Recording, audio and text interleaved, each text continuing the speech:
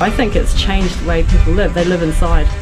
So technology's made everyone sort of go into their houses. At the end of the day, you go into a town and everyone's sitting watching something or doing something inside. Whereas if you don't have any kind of technology, 90% of the time you spend outside.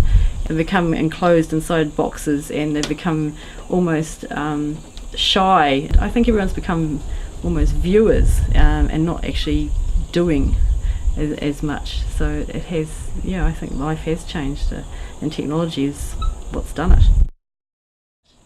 A yurt it originally came from Mongolia, the actual tent design.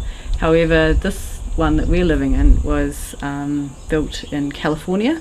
It's an amazing shape in that it's completely aerodynamic, and so when the wind hits it, it goes around and over it, whereas a standard tent we had a standard tent here for a very short time and completely disintegrated.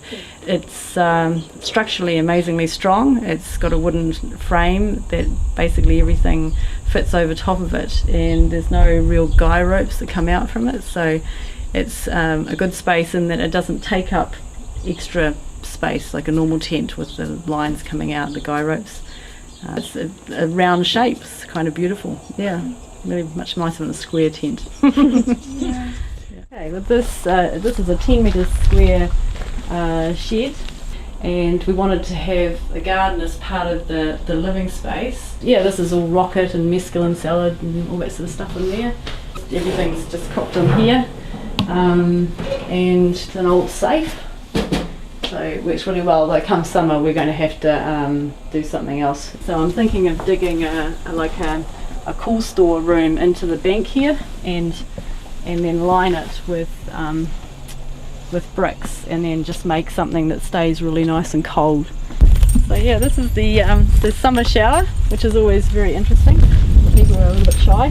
If the wind's coming from this way, you don't want to go on this side. But if the wind's coming from that way, you go on this side. So you just sort of.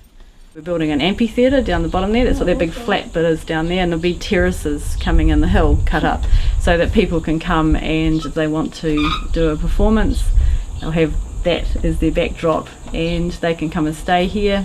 It'll all just be for free. Yeah, so the idea was to set up a little arty community come environmental place, intensely into gardening. Eventually the house, we're thinking now, won't have any power. It'll just be solar lights. I think it's actually better. It makes everything, you think about everything, that when you go to wash the dishes, all the water doesn't go down in the drain and just go away. You wash it in a basin and then you take the water and you put it on the garden.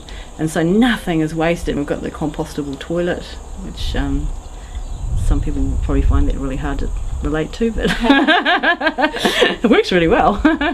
I'm about to start another body of work, and I'm doing it on my daughter lent me a book called No Logo, and it's about the impact of all the big corporate companies and the way that they sort of went from producing products in their own country, like say New Zealand made fish and pike, for example, and now they can no longer make it here. They have to make it in China. Up until about 6 months ago, I suppose all the paintings I was doing was sort of to sell and get money and everything, but I'm actually not going to bother really too much. The next lot of work will be I'm thinking of not doing it actually for money, doing it for people come and work here. So if they want a painting, then they give us 8 hours of work.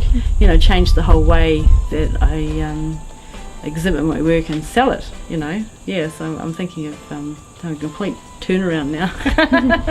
Yeah, so that's how this environment's probably altering the way I do things. Yeah.